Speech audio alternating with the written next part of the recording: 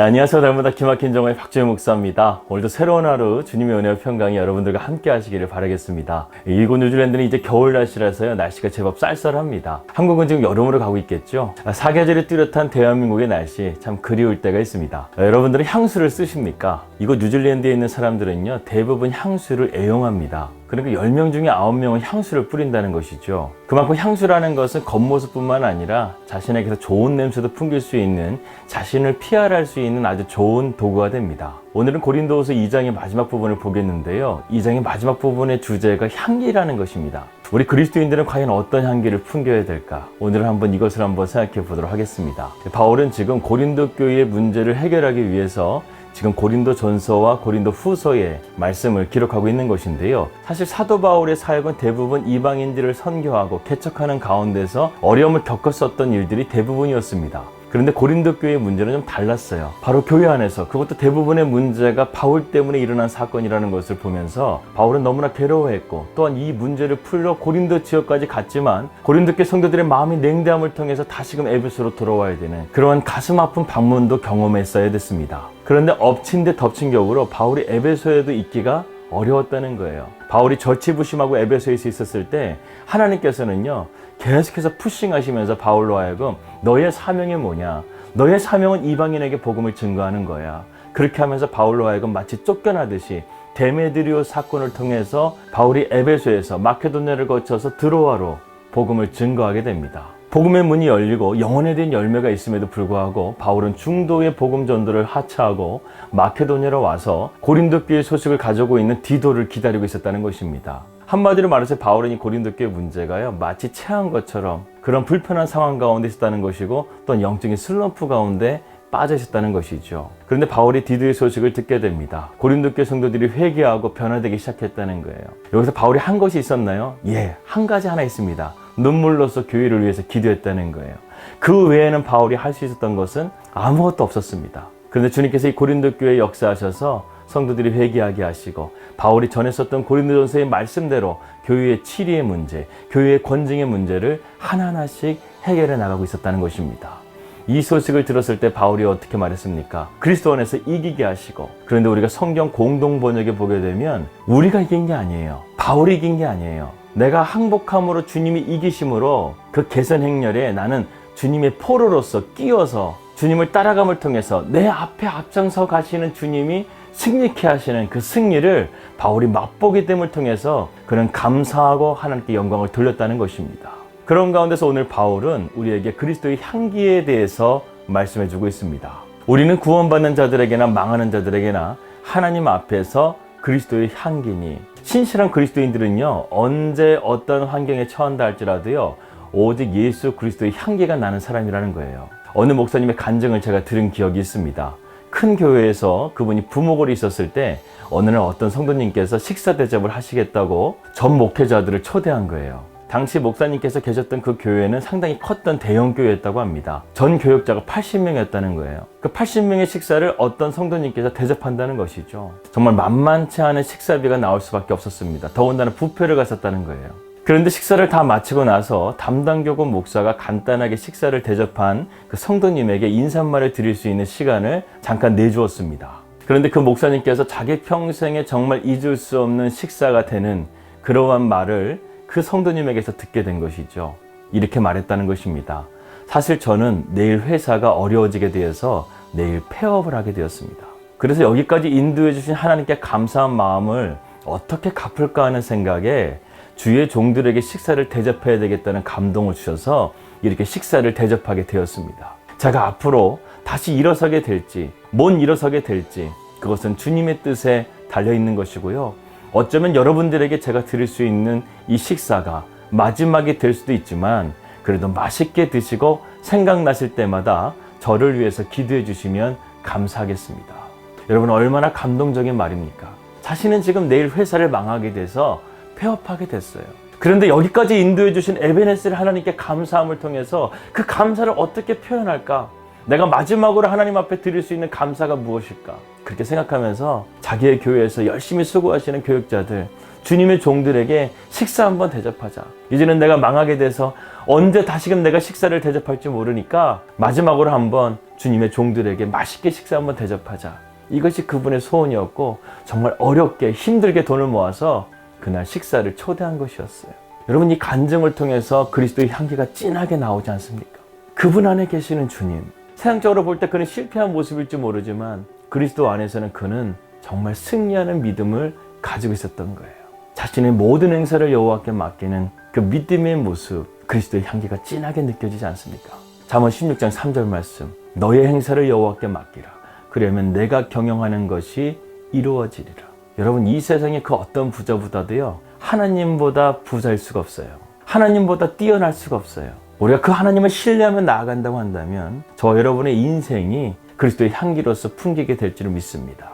그러니까 바울이 이렇게 말한 거예요. 구원을 받는 자들에게는 망하는 자들이나 그렇지 않은 자들에게나 하나님 앞에서 그리스도의 향기가 된다는 거예요. 바로 이분은 그리스도의 향기가 된 거예요. 저의 삶의 궁극적인 목적도 그리스도의 향기가 되는 거예요. 우리 날마다 기막힌 정오의 궁극적인 삶도 그리스도의 향기가 되는 거예요. 우리가 기쁠 때나 슬플 때나 잘 될 때나 망할 때나 그 어떤 상황 가운데서도 그리스도의 향기를 낼 수 있는 진짜 믿음, 그 믿음의 향기가 저와 여러분들에게 있기를 축복합니다. 이 그리스도의 향기라는 것은 무엇인가? 한번 구약으로 한번 넘어가 보도록 하겠습니다. 여기서 바울이 말하는 향기의 의미는요, 구약 시대에 하나님 앞에 제사를 드릴 때 나타나는 향을 의미하는 것입니다. 당시 성전에서는 아침과 저녁으로요, 계속해서 하나님 앞에서 향을 피웠습니다. 그런데 지금은 우리가 하나님의 성전이잖아요. 하나님의 성전이기 때문에 우리도 아침과 저녁으로 24시간 내내 그리스도의 향기를 피우는 자가 되어야 한다는 거예요. 왜? 하나님이 내 안에 계시기 때문에, 내가 그리스도 안에 있기 때문에 우리는 그런 향을 피울 수 있는 존재가 되어야 한다는 것입니다. 그러므로 우리 자신을 예수 그리스도 안에서 산제물로 하나님께 바칠 때 우리는 그리스도의 향기로운 향을 발할 수 있게 되는 것입니다. 이 향기가 오늘날 우리의 말로 말한다고 한다면 기도라고 할 수 있습니다. 기도는 하나님께 올려드리는 향이라고 그랬어요. 그래서 하나님의 성전에서 끊임없이 향을 피웠던 것처럼 우리가 날마다 하나님 앞에 기도함을 통해서 하나님께 향을 올려드리는 것이죠. 그런데 우리가 기도할 때요, 균형이 필요해요. 물론 우리가 필요한 것을 하나님께 구하는 것도 기도예요. 그러나 진짜 기도는, 깊은 기도는요, 하나님께서 기뻐하시는 것이 무엇인가를 구하는 기도, 그리고 그것을 순종함으로 나아가는, 삶으로까지 나아가는 삶의 기도, 이 기도를 하나님께서는 기뻐하신다는 것입니다. 하나님께서 저와 여러분들에게 지금 어떤 기도를 원하실까요? 혼란스러운 나라를 위해서 기도하기를 원하시지 않을까요? 하나님의 몸된 교회를 위해서 기도하기를 원하시지 않으실까요? 여러분들의 가정을 위해서 기도하기를 원하시지 않으실까요? 여러분 자신의 믿음을 위해서 지금 기도하기를 원하시지 않으실까요? 하나님이 원하시고 하나님이 기뻐하시는 그 기도의 자리로 나아간다고 한다면 그 기도는 하나님의 응답이 빠르게 임하게 될 것입니다. 16절의 말씀입니다. 이 사람에게는 사망으로부터 사망에 이르는 냄새요, 저 사람에게는 생명으로부터 생명에 이르는 냄새라. 누가 이 일을 감당하리요? 여러분, 바울의 16절에서도요, 향기에 대해서 계속해서 설명하고 있습니다. 그런데 이 향기를 좀 더 영적인 차원으로 우리를 이끌어가고 있어요. 이 사람에게는 사망으로부터 사망에 이르는 냄새지만 저 사람에게는 생명으로부터 생명에 이르는 냄새, 이런 냄새라는 거예요. 여러분, 어떤 사람에게는 죽음의 냄새가 나는 사람이 있어요. 아우슈비츠 수용소에서 있었던 유대인들을 보십시오. 그들의 사진들을 보게 되면요, 그들의 얼굴에서 절망이 보여요. 죽음의 냄새가 보여요. 하지만 그 안에서도요, 생명의 소망을 가진 사람은요, 자신에게서 죽음의 냄새를 허용하지 않고 자기의 손톱을 물어서 얼굴에 핏기를 내게 하고 일부러 웃고 즐거운 생각을 하고 좋은 생각을 하면서 자신에게 생명이 있다, 자신은 이대로 죽을 수 없다, 이런 마음을 가지면서 간절하게 생명에 대한 열망을 가진 사람들은요, 어떻게든 살았다는 거예요. 이것이 바로 빅터 프랭클의 죽음의 수용소에 나온 이야기입니다. 그래서 독일 간수가요, 독가스 실에 데려갈 사람들을 선별할 때 얼굴에 절망이 있고 죽음의 그림자가 있는 사람들을 우선적으로 그들을 불러다가 독가스 실에 넣었다는 거예요. 그래, 너희들은 어차피 죽을 운명이구나.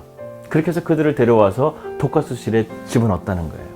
하지만 자신의 손가락을 깨물어서라도 핏기 있게 하고 생명력이 있게 하는 사람은요, 조금이라도 더 살게 됐다는 거예요. 여러분, 어떤 사람은 사망으로부터 사망에 이르는 사람이 있고 생명으로부터 생명에 이르는 사람이 있다는 거예요. 우리 그리스도인들은 어떤 향기라고요? 생명에 이르는 향기. 그 향기가 무엇입니까? 그리스도의 향기라는 거예요. 승리의 향기라는 거예요.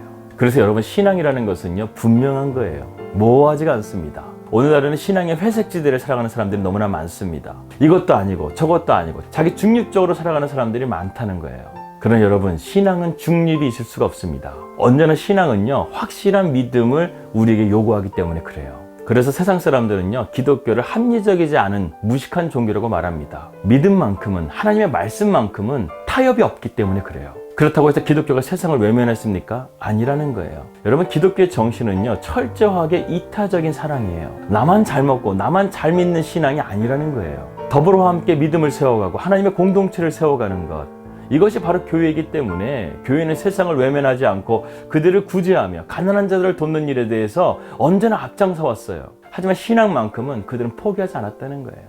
영국에서 청교도들이 신앙의 자유를 위해서 미국으로 넘어간 거잖아요. 그들은 오직 예수 그리스도만을 믿고 신앙의 고백을 하고 싶은데 자꾸만 이것을 첨가하라고 하고 이렇게 하라고 하고 저렇게 하라고 하고 이것을 견딜 수가 없어서 그들이 광야 같은 미국 땅에 가서 그것을 개척하고 그 땅을 세워가면서 신앙의 자유를 지키면서 살아갔다는 거예요.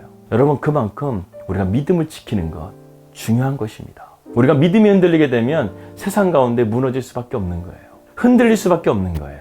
오늘날은 교회가 그리스도의 향기가 아니라 그리스도의 악취가 나는 일들이 너무나 많이 일어나고 있습니다. 정말 교회 목사, 장로, 성도들 사이에서 일어나는 수많은 분쟁과 다툼, 그리고 물질적인 문제 등이 오히려 세상 사람들에게 좋은 향기가 아니라 악취가 나는 것 같아요. 그리스도의 향기는 성전의 제물이 타야 나는 향기입니다. 십자가에서 주님은 자신이 희생 제물이 되심을 통해서 우리에게 그분의 자녀가 되게 하셨어요. 자식은 부모를 닮는다고 하지 않습니까? 우리는 주님을 닮아가는 삶을 살아가야 합니다. 17절입니다. 우리는 수많은 사람들처럼 하나님의 말씀을 혼잡하게 하지 아니하고 곧 순전함으로 하나님께 받은 것과 같이 하나님 앞에서와 그리스도 안에서 말하노라. 여러분, 어느 시대에나 인간의 탐욕은 거룩한 사역을 오염시키는 역할을 했어요. 그 당시 교회에도 이러한 무리들이 교회를 파고들어서 하나님의 말씀을 혼잡하게 하고 있었습니다. 오늘날에도 교회 안에 들어와서 예수님의 이름을 빙자해서 교회에서 비즈니스를 하고 자신의 명예욕을 채우고 지위를 얻겠다는 탐욕을 가진 사람들이 교회를 혼잡하게 하고 있습니다. 정말 악취가 나게 만들고 있다는 거예요. 여러분, 순전하다라는 뜻이 무엇일까요? 거짓이 없이 진실되다라는 뜻을 가지고 있습니다. 다시 말해서 사도 바울은요, 하나님께서 받은 말씀 그대로 전하기만을 원했다는 거예요. 오늘날의 설교자들을 보십시오. 얼마나 화려한 미사오구가 많습니까? 쇼맨십이 많습니까? 성도들은 그러한 것들이 현혹되어져서 주님을 바라보지 못하고 사람을 바라보게 되는 거예요. 사람이 우상이 되는 거예요. 그때부터 교회의 생명력은 끝나는 거예요. 그때부터 교회는 악취가 나기 시작하는 거예요. 썩어져 가는 거예요. 분열이 일어나는 거예요. 다툼이 일어나는 거예요. 바울은 오늘 고린도후서 2장을 마무리하면서 그가 가장 좋아하는 표현 중에 하나인 그리스도 안에서라는 표현을 사용하고 있습니다. 과연 그리스도 안에서라는 뜻은 무엇일까? 우리가 바울의 신학을 이해하려고 한다면 이 그리스도 안에서의 개념을 이해하지 못하면 우리는 바울의 말씀을 깊이 있게 깨닫지를 못해요. 쉽게 말해서 그리스도 안에서라는 것은요, 돌 감람나무였던 나무가 접붙임을 해서 참 감람나무가 된 것을 말하는 거예요. 우리가 알다시피 돌 감람나무는요, 아무런 열매를 맺을 수가 없어요. 쓸모없는 나무예요. 그런데 참 감람나무에 접붙임을 하게 되면 풍성한 열매를 맺는 나무가 된다는 거예요. 즉, 그리스도 안에서라는 것은 자신의 본질이 바뀌게 된 거예요. 주님 안에 있게 되니까 이러한 역사들이 나타나게 됐다는 거예요. 사랑하는 여러분, 그리스도 안에 있다는 것은 과연 무엇일까? 우리가 예수 그리스도는 하나님의 모든 약속의 성취이며 우리 안에 계신 능력의 근원일 뿐 아니라 앞으로 다가올 영원한 소망이라고 바울은 말합니다. 그 때문에 우리가 그리스도 안에 있다고 말할 때 영원한 소망과 생명을 주시는 주님이 바로 내 안에 있다는 것을 바울은 고백하는 거예요. 그러한 주님이 바로 내 안에 계시기 때문에 바울은 그리스도 안에서 자신 행한 사역의 신실성에 대해서 전혀 거리낌이 없었다고 말합니다. 그리고 고린도교 성도들에게 이러한 진실을 지금 말해주고 있는 거예요. 나는 그리스도 안에서 너희를 사랑했고 너희를 위해서 사역하였다. 사랑하는 여러분, 우리의 삶도 이러한 바울의 삶처럼 깨끗하고 정직하고 주님께 영광 돌리는 그런 그리스도의 향기와 같은 삶이 되기를 원합니다. 우리의 삶도 바울처럼 그리스도 안에서 깨끗하고 정직하고 주님께 영광 돌리는 그리스도의 향기처럼 살아가는 그런 인생이 되시기를 주님의 이름으로 기도하겠습니다. 하나님 아버지, 감사합니다. 우리가 그리스도의 향기가 되어 이 세상 가운데서 하나님의 영광을 드러낼 수 있는 삶이 되게 하여 주시옵소서. 이러한 삶을 살아가는 것은 결코 쉽지 않습니다. 하지만 나를 사랑하셔서 십자가에 달려 돌아가신 그 주님의 사랑을 생각하면서 우리가 오늘도 그 믿음의 그 길을 인내하며 걸어갈 수 있도록 인도하여 주시옵소서. 오늘도 우리의 삶의 모든 것들을 주님께 의탁합니다. 주님의 그 섭리로서 우리를 붙들어 주시옵소서.